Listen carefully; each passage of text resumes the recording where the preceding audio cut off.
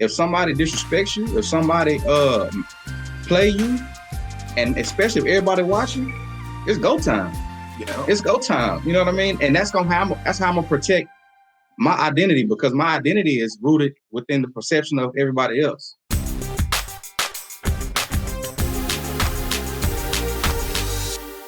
Hey, what's going on, guys? Welcome to another episode of Dads on Purpose, the podcast, man. I'm your host, Josh Ashford, as always, with the big homie Kev. How you doing, man?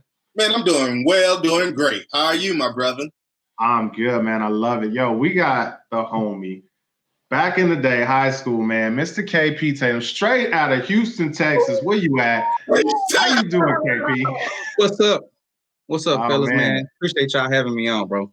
Man, I love the fact that you got the little one right there. Like that's we were, before we came on, man, we was talking about like dads aren't really known for being like the caretakers, right? And I love to see it, man. And that goes into the whole topic of this episode. You called me what, like a week ago, KP? Something like that. Like a week or two ago, and you was talking about a conversation you had with your pops. Yeah. And I think I want you to really go back over that conversation. And that's really going to set the stage for this whole man up conversation, right? For sure. So without going into a lot of detail, it's just, I guess it's I don't know, bro. I think our generation is really breaking a lot of the traditional molds in so many ways. Yep. In so many ways. And so we were speaking about the previous election. After everything was kind of settled, Van Jones was a broadcaster. He kind of broke into tears, like bust down, uncontrollable weeping. Like he was just so relieved for the fact that we weren't gonna have President Trump as the president anymore, right? And so he was just kind of going like, I can look my kids in the eyes and tell them that character matters. And it was a really, really, really serious thing for him, right? Well, my dad kind of disagreed with it. And he was like, oh man, he's a man. He's got to be on TV and he got to represent the black, be strong. And he can't be on there crying and doing all that. Acting like a punk. Right. And so it's like, I get it. I respect it, because immediately after Van Jones went, they had a woman came on and she was so serious. And so, you know what I mean? Like, she was so professional with it. So I understand what my dad is saying, but at the same time, I don't think that it's fair to say that a man is weak if he shows emotions, that a man is weak if he has feelings. You know what I mean? She want to get her 15 minutes. I don't know if she agree or disagree, but y'all gonna have to let me get on this mic real quick. Right. But so I think that's interesting to me. It's very interesting because I asked my dad because I'm a believer. I believe in Jesus Christ, and so I believe that God has feelings. Yeah, Jesus had feelings. Yeah, you know what I mean. Yep. And so when I asked him about the verse when it said Jesus wept,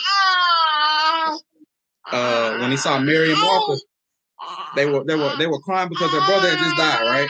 Yeah. And Jesus already knew that he was about to bring them back to life, but he had compassion for them because they were crying for their brother who had just died, right? And it said Jesus wept. And if you read the commentary, it's like an uncontrollable weeping. Like this, it said his spirit was filled with anger. So it was like an angry cry. You know what I'm saying? So to me, that just lets me know that you crying or you having feelings or you having compassion, that has nothing to do with you, how strong you are, right? Yeah. But that's just for context. So, and overall, I think it's important for us to teach our children that. Yeah, it's okay for us to teach my sons that, man, you can have feelings, just don't let your feelings control you. Yeah, you know what I mean.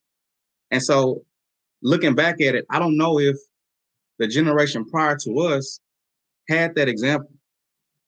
Yo, I know for a fact we didn't. Yeah, like that wasn't the case. You know what I'm saying? We all grew up in, the the early 2000s. Kev a little older, so what? Kev, would you graduate in 1999? Dang. 2000? Okay. But, you know, we grew up in this time where, you know, I'm originally from LA. Me and KP, we went to high school together. Kev, you went to high school down in Houston.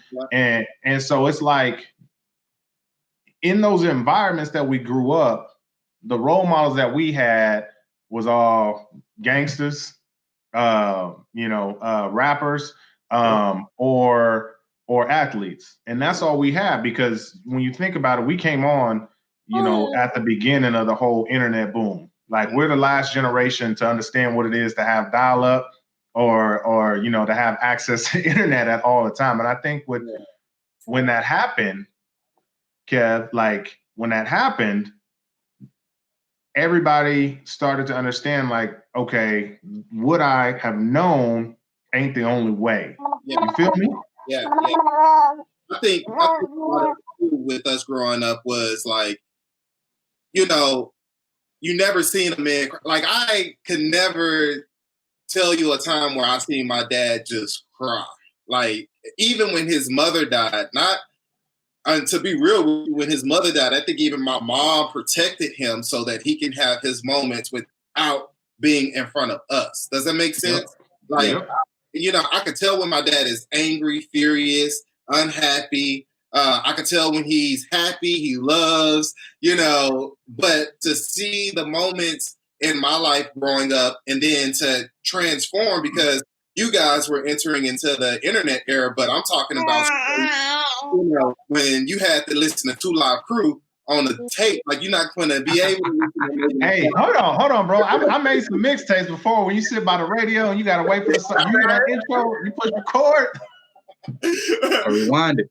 But like, these are the kind of things that were kind of hidden before, like, you know, New Jack City and all these movies started coming out. Like, the only examples we had were the men that were in front of us, but even the men that were in front of us didn't cry in front of their kids. But watch this, they might have cried to their brother, you know, they might have cried to somebody whom they felt comfortable with. But then as time went on and being gangster and being hood going on, in my opinion, that's when we couldn't even come to each other and, you know, hey man, listen, this is what I'm going through. Now we're starting to internalize that. And instead of having moments of weeping, like real weeping, not just okay, let me suck that up, but like really, as a, you know, and I understand that point of view, KP, because as a minister, you know, you're trying to understand what it's like to be Jesus in moments. Well, but I mean, to wail, like, where it turns into anger, it turns into whatever you were feeling before, but now you're being able to get it out. But we've moved from that, because now you got to be hard. And you know, y'all jump in when y'all need to jump in. Y'all know I can talk, but not for sure. Even what I'm seeing on Instagram now, what you consider hard is in your bag of weed. Like, bro, I see you smoke. I see your bag of weed and your blunt smoking because you're going through something and you ain't had no to. You know what I mean? You go coke with this drink, or you go coke with this party, or you go coke with this weed. Exactly. And I think that's the biggest thing, or the biggest importance of understanding your feelings for me, is because if you don't express that in some kind of way, you'll bottle it up. And then it'll come out you know, the wrong way. And like I said, it's okay to have feelings, but it's not okay for your feelings to control you. Yeah. And so I think that's in hindsight. Moving forward, I have 4 children and I have 3 boys, right? So I'm looking at these boys like, man, I have the opportunity to raise 3 God-fearing young men. You know what I mean? So I don't want them to feel like, okay, I can't cry, or I can't show affection to my brothers, or, you know what I mean, to a friend, because it's like, okay, I can't be a man, and we were just talking about this the other day, how I think it's so bad for our culture to feel like you can't have intimacy with your brother. You know what I mean? Because we have this. That's gay. Not exactly. There's a misconception that intimacy is sexual. Yeah. And so, bro, if you're not able to have intimate relationships, if I don't have an intimate relationship with my son, then I'm not going to know who he is. Yeah.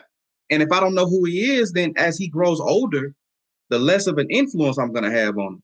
Yeah. And so I look up, he's 11 now, but I look up, he's 21 and he's doing something crazy. You know what I mean? And it's because we didn't have that relationship.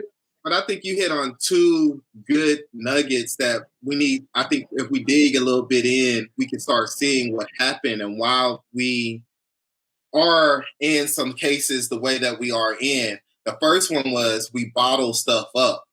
And I don't listen, fellas, y'all listen to me. It didn't just happen now. Like your feelings haven't been bottled up just now.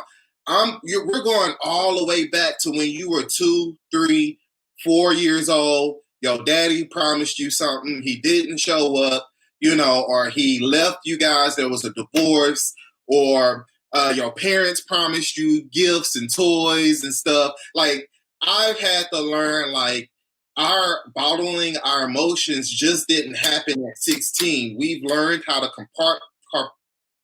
compartmentalize. There we go. We've learned how to compartmentalize. That's the SAT word. Yeah. We've learned how to push our feelings down. And so even when we watch a movie that make us want to cry, we be like, yeah. You know what I mean? You want to shed a tear, but because you know they did him wrong. You know he deserved to win. You know he deserved to win. Or like, man, that was wrong. You want to shed a tear, but you can't even shed that tear because you've learned how to compartmentalize and bottle up things. So even with that being said, we have to learn how to forgive ourselves. Like we have to learn how to let some stuff go, and we have to deal with our own emotions first as men, so that we can lead KP, our sons, into learning how to love and how to be affectionate and how to be emotional, because it's hard to do something that we haven't accepted for ourselves. It's hard for us to show things that we haven't been able to work through ourselves. Like even I have a little girl, KP, 12 years old. Awesome. And not because that's my girl, but we believe she could be a phenomenal singer. We believe she could play the piano. We believe she could be a great musical theater. She wants to do these things, and we believe in it. But if I wasn't never in a struggle to want to be great, to do something great, I can't go in there and be like, look at here, baby girl, you got to stay focused. You got to practice. If you don't practice, if you don't stay focused, listen, this is what you're going to go through. You know what I mean? But same thing, I think, even with our emotions and our feelings. If we don't learn how to deal with our emotion and feelings and unpack the stuff that we bottled down inside, it's going to be hard for us to teach our sons how to deal with their emotions. And daughters. And how to deal with their emotions and how to go through those things. Yo, but Kev, when did the shift happen though? Because like in you, like when did you realize that like, yo, it was okay? Because I know exactly the time for me, man, and I'm gonna be real. The movie October Sky. It was with Jake Gyllenhaal, him and his friends. They were called the Rocket Boys. They creating rockets, whatever. And Jake Gyllenhaal's dad, I think he was like a coal miner or something like that. And his dad never really like showed affection. But at the end, when Jake Gyllenhaal had to like launch it, and the whole town came out, and his dad showed up, and his dad put his hand on his son's shoulder, bro, I promise you, I cry. Every time I see that, I'm like, he really did it. And so when I saw that, that's what I knew. Like I knew that's when it was like, okay, it's okay to cry. You know what I mean? Because like you said, you never saw your pops cry. The first time I saw my dad cry was in 2005. It was in April 2005. Only reason I know that because that's when my grandpa died. And we grew up fishing, and we did an at-sea burial. When we put my grandpa's ashes in the water, and my dad like let the reef go, he turned around a little bit and hit his chest and like kind of rubbed his eye a little bit, and then he went into the boat and kind of cried on his own. But I saw him cry. That was the first time I saw my dad cry. And so it's like when did that happen for y'all? Because I still don't think my dad is okay with crying. Yeah. Bro, so not to sound too churchy, but bro, once I got saved, like I guess I was okay with it because of my identity being in Christ and not being in how everybody else perceived me. You know what I mean? Mm-hmm. And so, man, once I understood that, a lot of things in my life shifted. Mm-hmm. So I could be responsible and make my own decisions without worrying about how my parents are going to feel like. You know what I mean? There's different things like that. So, or my friends or whoever. So I'll never forget this. When my wife and I first got married, it's similar to you. We watched the movie, and I think it was a slave movie or something like that. But I don't know, bro. It was just a moment in that particular movie where I wasn't necessarily sad, but I just I felt compassion for what was going on, even though it was a movie. Yeah. And so tears just started coming down my face. And I didn't care, you know what I'm saying? But then I was like, okay, what if my wife? You know what I'm saying? So it was like one of them hard cries, like you just kind of like.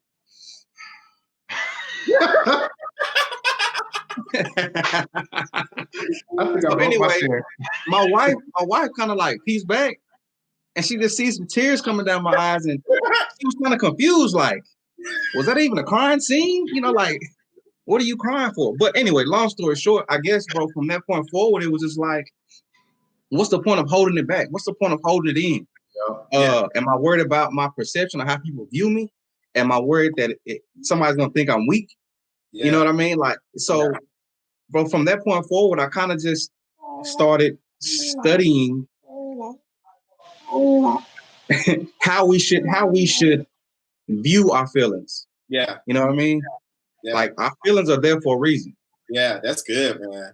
And so you have to know what it is that your body is telling. So I'm a big proponent. You were speaking on it earlier. We have to unpack, right? I'm a huge proponent of therapy, right?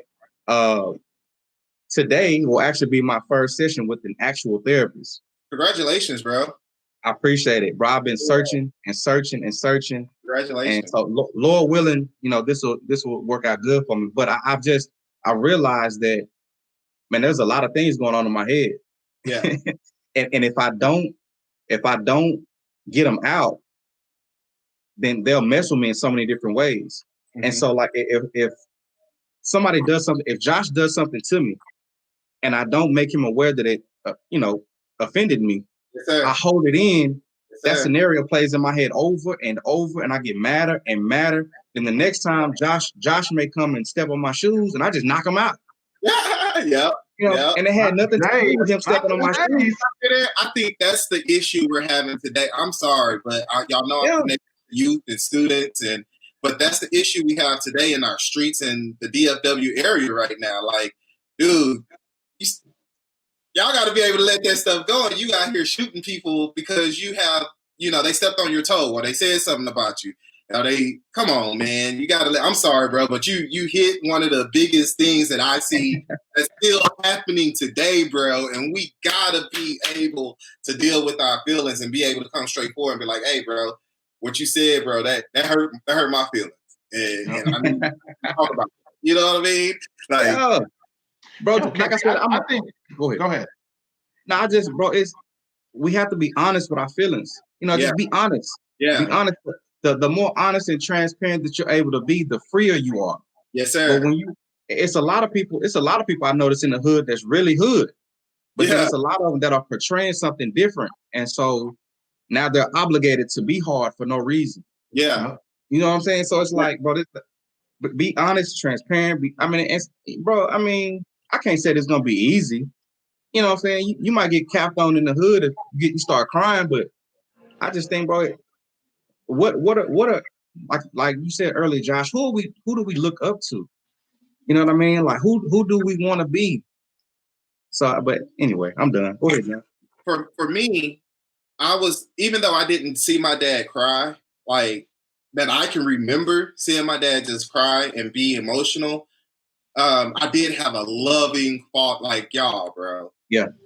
Like my daddy is the bomb, man. Like my daddy. Speak on that. Yeah, you know what I mean? Like, and my mom too. And so in my era, that was just the beginning of divorces and, single parent households and separations. Like that wasn't really the norm of me growing up. Like, even if your mama hated your daddy, like they was gonna stay together. Just because, just because do and take care of your family. Now after they graduate and leave your house, then, you know, hey, listen, you need to go your way. I'm going to go my way. Hey, I still love y'all, but y'all out in college, we doing our thing down here. So for me, like, my parents didn't talk bad about me if I cried. You know, my parents didn't talk bad about me if I felt a certain way. To be honest, I was picked on with my voice. You know, you sound like a girl. Yo, you got a high-pitched voice. Why you got no deep voice? You know what I mean? Like, so I got picked on for those things, and that was the thing to do, is to check your manhood. You know what I mean? Yeah, I'm going to check your manhood by, are you doing things as a man should do? But when I go home, I had unconditional love. I had unconditional care. No matter what I wanted to do, my daddy showed up. Like, playing the violin. I mean, I played the violin for 8 years, and my dad had been to as many of those concerts that he could. Yeah, man. You know what I mean? I tried to, hey, bro, I thought I didn't practice. But watch this. That's why I got to get on Kindle, because I know what not practicing to do. But, but I played the violin for 8 years. Like, I didn't even care about football, but he didn't pressure me into being the typical, you know, male and putting me into sports or things that I didn't want to do. And I think for many of us as males, as we talk about being role models and having examples to look at, like, we fail to have, in the streets, you got to be hard. And because don't nobody care about you, and you better not care about nobody, or you go get got. You know what I mean? And that's the mentality. Look, y'all know I kind of was close to the streets. Listen, but that's the hood mentality. That's the how you survive. Like, you know, it takes a lot. Like, you gotta have shot somebody with me, stole something with me. Like, you can hold my secrets before I can really trust and love you, and then we can protect each other. But that takes a whole lot of loyalty. That takes a whole lot of trust. That takes a whole lot of, and that's what got me into mentoring. Was I knew I had a great example in fatherhood and people around me, but our kids do not have that great example. Like, man, bro, it's okay to cry. Like, it's okay to be pissed off. Like, be mad, but instead of punching holes in the wall and getting into fights, talk to me. Like, what are you really mad about? And what a lot of times I realize is, men, sometimes we mad at stuff that we can't control. We want it to be different. We want it to be a certain way, but we can't control those things. And so for me, my thing was, my parents allowed me to have whatever emotions or whatever feelings that I wanted to have. And, you know, I paid the consequences. So my dad never really consequences. You know, I got a whooping by my dad. It only took one time. I got a beating by my dad once. You know what I mean? But even in those times where I was wrong and consequences needed to be had, my dad handled me differently. My mom was the more person to be but my dad would be like, man, you messed up. You know, what we could do to fix it, or, hey, man, go calm your nerves and then just don't do it again. You know what I mean? So I had that different sense of what it means to kind of be emotional and not, you know, and be able to be okay with your emotions. So this is my question to y'all. Like, at what point, where do you draw the line with it? You know what I mean? Because I struggle with this, because I grew up in Fort Worth on the east side. And bro, you had to fight. You see what I'm saying? You had to fight. And it wasn't no, let's talk these feelings out. It was, you offended me, let's get to it. Whoever wins gonna be right. You know what I'm saying? but KP, here's, man, I got that same question, like, because you talk about where do you draw the line, and it's like, man, I think it has to do with self-reflection, not even as a father, but just as a man on some real stuff. Mm-hmm. Like, even in high school, when I think back, like, I'm laughing because I think back to the situation. Like, as we're talking, I'm unpacking stuff in my head. Like, back in the day, like I told you, like, I found out it was okay, you know, when I saw October Sky. But when I'm looking back, like, I'd been developing this a long time, and I'll never forget, bro. We back at LD Bell, we were at lunch, and I don't know what happened. And KP, you know Ronnie, that's my cousin, man. And so Ronnie, he's a year older than me. Something happened with him and somebody else, and somehow I got pulled into it. And I'll never forget Greg Burns. Oh man! Look, I ain't got no problem with Greg, but I never forget him, Curtis. and somebody else. It was right after lunch. You know, if we at the LD Bell, the gates are closed at during I know lunch. Y'all didn't fight them. Listen, so Greg, like, he came up to me when the gates was closed, right? And like, I was just posted up there. I was like, bro, I don't have no beef with you. And I'm the type of dude, I'm like, I'm good with my words. Like, I could talk to you. And I'm like, yo, I don't have no beef with you. I don't know why you coming at me. And Greg, everybody else was around trying to like boost him up. Yeah. And so he felt like he had to do something. Well, I had a fork in my mouth and I was just chewing on it. And so I could see he's getting heated up and I'm just standing there and I'm like, bro, like, I'm not trying to fight you. Yeah. I'm good. And so I can see he wants to hit me, but he's waiting for me to hit him. And I'm like, bro, I'm from the hood too, but I ain't never been in a fight in my life and I don't plan to. So, I mean, we could do what we got to do, but you're going to have to do something. And so he looks at me and he snatches the fork out my mouth, bro. And it hit me then. And I was just like, bro, people are so extra. I just looked at him and I was like, and he walked away. Yeah. And it's like, I think, man, people get caught in this persona, like you said, like this dude's in the hood that's really hood, but then this dude's in the hood that's not hood. And I'm not to say judge Greg for either way, whichever he is, but I think, man, like people be putting on. Yeah. You know what I mean? Especially in high school. And again, like I said, I ain't got nothing against Greg. Yeah. I ain't talked to my man in 20 years. But I think in that situation, that was one of them instances. Like, he knew he had Curtis backing him up. And shout Curtis out to Watts. Huh? Shout out to Watts. Yeah, shout out to Watts. Yeah. And you know what I mean? And it's like, he knew he had people backing him up. And so he could, you know what I mean? And I'm just like, so where do you draw the line? You know what I'm saying? You from East Side of Fort Worth. It's like, you had to fight, but did you really? Nah, yeah, you're right. So I didn't have to, but that was the perception. Like it wasn't, but so in a broader lens, right? I don't think that any of us were equipped to know how to handle those kind of situations. Yeah. I grew up, my mom raised me, you know what I mean? My dad was around, but he didn't necessarily influence, you know, me growing as a man, right? Yeah. So I didn't know how to handle that.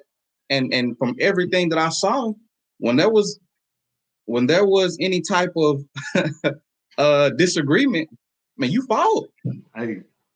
And so like even as I grew up from that, like, bro, fighting was not anything where it was like, okay, I'm trying to kill you. Fighting was just a way of how you handled your disagreements. Yeah. You understand? And I was always a smaller kid. But I had no problem fighting anybody. You know what I'm saying? I didn't have no problem losing a fight. You know what I mean? But she was gonna be a fight. So I'm saying that. No, go ahead. No, my bad. Go ahead. I'm saying all that to say, like, man, the broader lens of it, and especially in our community, we weren't getting raised by our fathers to know how to resolve conflicts and you know what I mean? So that's how everybody thought. And so Greg, I know Greg came from that same background. I know Curtis came from that same background. So it's like, man, if somebody disrespects you, if somebody play you, and especially if everybody watching, it's go time. Yeah, it's go time. You know what I mean? And that's how I'm gonna protect my identity, because my identity is rooted within the perception of everybody else. And so I gotta hold on to that. Man, I like what you said, KP, and that end part too. When you said like your father wasn't around to show you, guess what? There's generations of fathers who don't even know how to handle conflict. Period. Yes, like, yes, sir. Even though my father was there, maybe he didn't know how to handle, certain conflicts. So that's why I've gone through those things. Does it make sense? Or because they didn't know how to handle their emotions, their feelings, and how to, hey man, listen, let's really talk about this. And I'm gonna be real with you. Even as a young father, if it wasn't for my brother Ray T, he was my pastor. My brother Cal Quigley. He's another community partner that I linked up with when I first started my journey mentoring young men. Like, if it wasn't for men like that, because Cal Quigley didn't take no mess, like business-wise. Like, and man, if you really get to know me, KP, I'm a big bear. I love everybody. I want to see everybody do well. Doesn't make sense. So people was like, oh yeah, we'll do. Yeah, you can come and host your program for free. He was like, hey, bro, nah. How many years? Yeah. Nah, bro, you can't do that. You know what I mean? So that person that helped show me, like, man, I need to be firm. Doesn't make sense. And then and then my pastor at some times in my life, he was like, all right, bro, but you're a dad now, you're a father, so go ahead and cry. Now, what we gonna do? Like, what's the steps that we need to take? Exactly. Next level, or you mad, but it's really fighting. And that's the kind of work that I did with my students in the school, going to Dunbar, going to Eastern Hills, going to the North Side, going to, like, and my kids are going to ISS, but they're going to ISS because they mad. So why are you mad? Oh, because he said something about your girl. Is it true? No, man. So what are we doing? You know what I mean? Exactly. Like, Exactly. I think where we draw the line is with us. It's with us who recognize our emotional intelligence. It's us who recognize when we're angry and when we're sad, and that's learned how to manage and do life better together when we're angry and upset, or learning how to not compartmentalize our feelings, but learn how to start, because we don't have the people who've done it. We don't have enough of the people who've done it out there showing it. Does that make sense? We don't have enough of the people with the wisdom and how to handle your emotions at a better way. Man, I used to go to an all-black school with black male teachers, and I'm the one saying it. I'm like, dude, why am I here when you have, but guess what? They don't know how to do it. So because they don't know how to do it, they need somebody to show them so that we can continue to change the momentum. Because, bro, KP, what you described, you 5 years, 7 years ahead of me. We've been doing that since 90s. You know what I mean? 80s and the 90s, bro. You got an issue, bet. But they got out of control when these young kids are able to get guns, because now the fight has went from a gun to a death. I mean, from these fists to a death. You know what I mean? But this is the same trend that has been, man, I kind of got passionate, because this is like when I heard this is the same trend that has been going on for decades, but we're not being effective as black men or as men, Christian men. Let me say that. Let me throw out a whole net, because Indian, African, Mexican, like, as men, as we learn to be better men, what are we doing to change our community so our communities can see good men, regardless if he's I got kids going through a divorce right now. There should be more than one person being able to be an example to that one kid. You know what I mean? That should be 30 people being able to be an example to that kid. So as we draw the line, as we say, hey, I understand as a man, I need to handle my feelings a little bit better. I can cry, I could be mad, I could be angry, hell, I could be pissed off, but my actions have to act accordingly so that I can be able to see my family, so I can be able to be around, you know what I mean, my kids. And I think that's where we draw the line. As we learn. We need to have this, like, we should have been live streaming this, because this, man, I feel like this ain't even this ain't just a one part type of conversation, because this is something that we need to have continuously going on. And I think between the three of us, our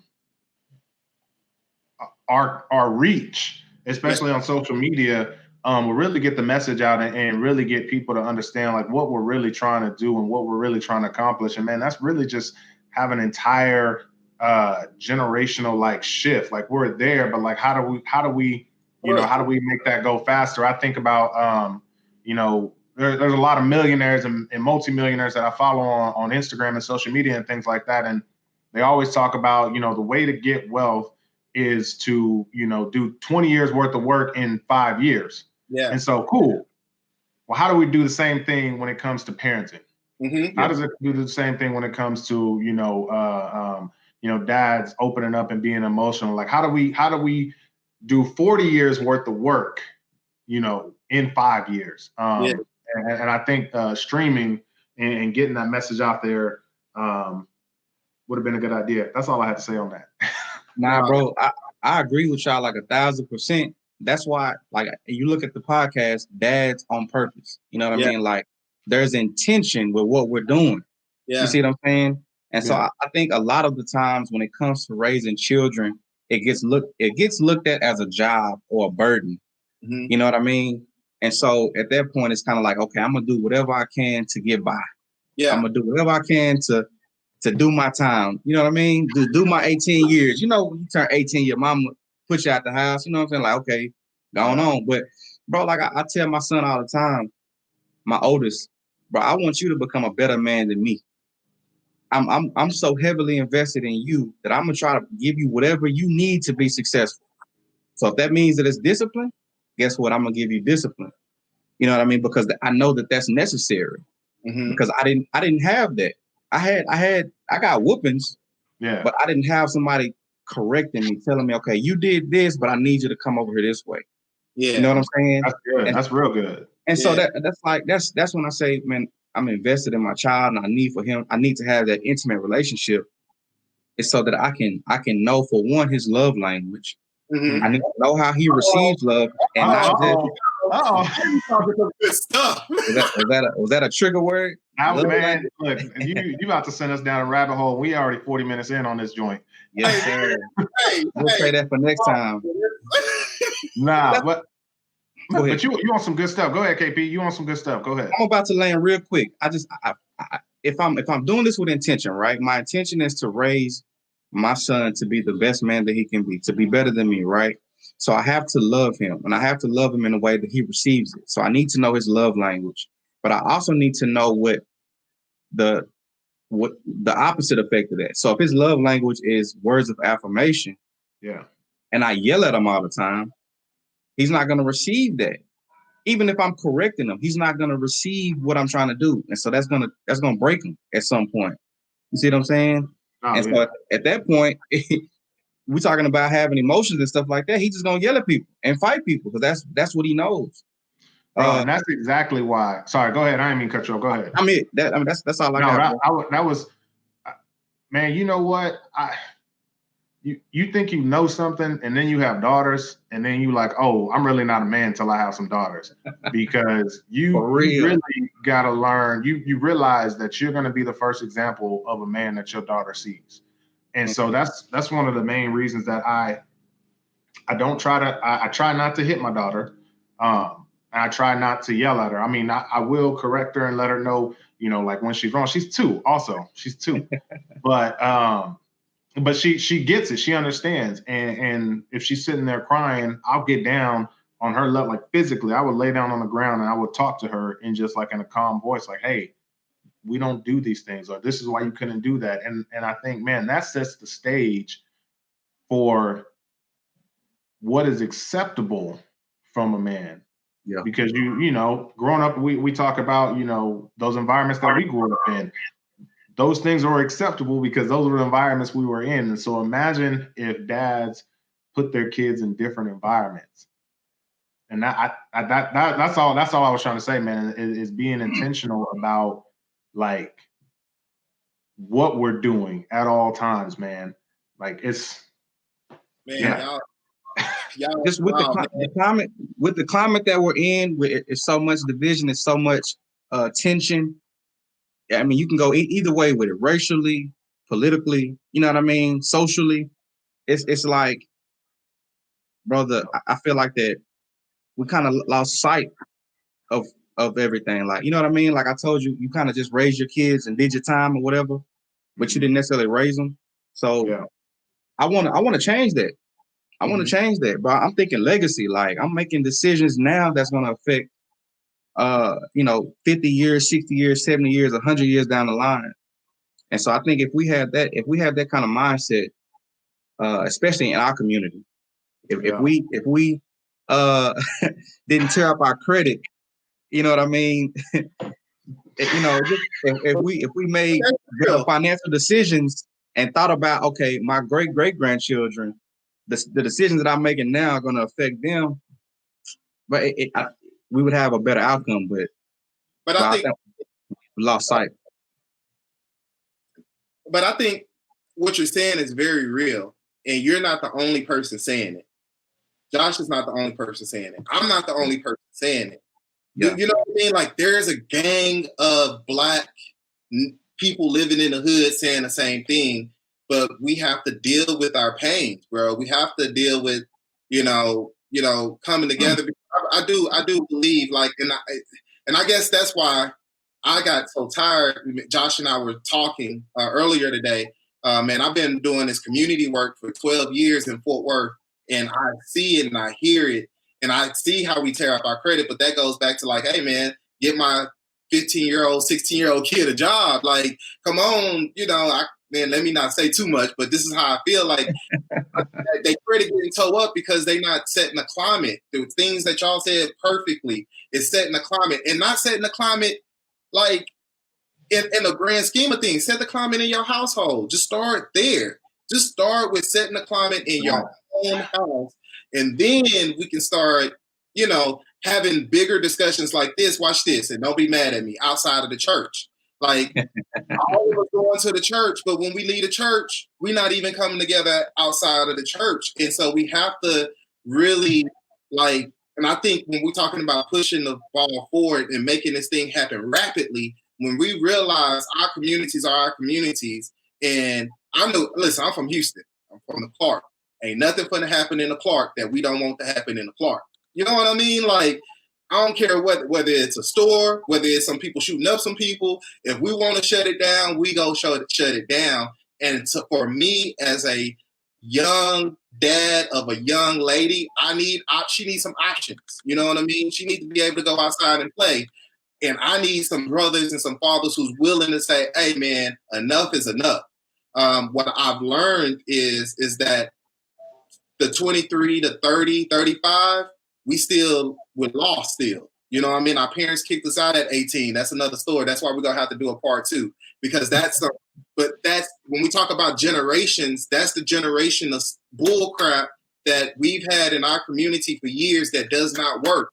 If you look at any other culture, baby, as long as you're doing what you got to do, you got a place to stay. You got, somewhere to live. And then if you decide to go out on your own, that was your choice. You know what I mean? Like, I'm providing. I've had to turn around and tell my baby, hey, you want to stay with us till you 40, you good. As long as you're doing what it is that God has created you to do and you're handling your responsibilities. But yeah, I know time is coming down real quick, but these are some good things, and I'm excited to be connected to you guys to really talk about this. And maybe we do have to go live stream because it's a passion of mine, but we have it, bro. We have the people who want to have legacies, who want to see their community changes, but we need the community mobilized and really focus on, as a fatherhood, as a man. And listen, you're a father, but you're a man first. Jay Hill, my boy, always came at me with that. Like, anything out of this world, you're a man first, but we have to learn how to be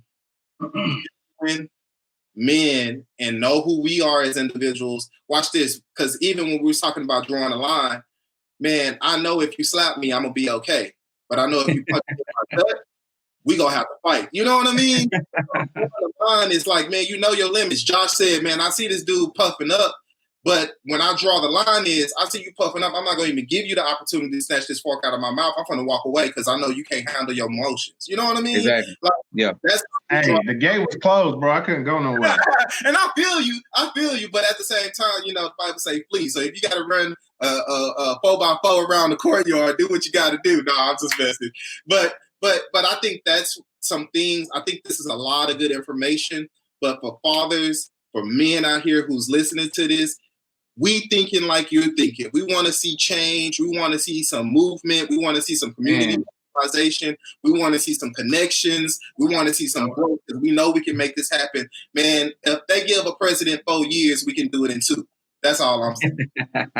KB, you got final words, bro? Man, just to all the dads out there, man, be intentional. Yes, sir. And it's very important. This is something I had to learn, man. You have to have a vision. For the Bible said, I don't want to misquote it, but my people perish for lack of knowledge. Yeah. But it also says that they perish for lack of vision. You see what I'm saying? So if you don't have a vision for the people that you're leading, whatever plans you have are not going to be successful. So man, just be intentional. Know what you're doing and why you're doing it, and think long term. But forgive me, I got too much going on right now. You good. Kev, what about you, man? You got something for the people? Man, you know how it always is, man.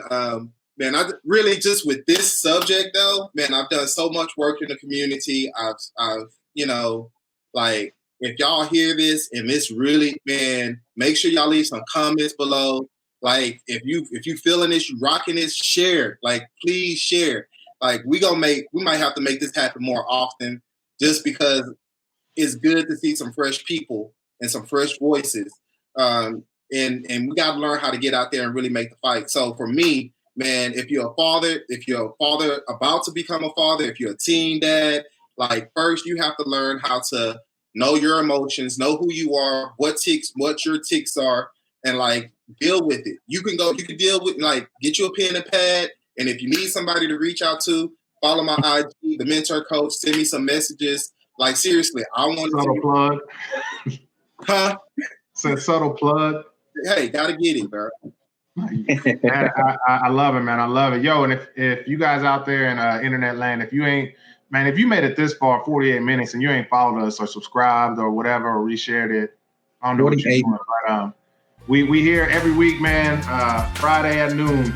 If you guys love us, man, show us some love. Take care.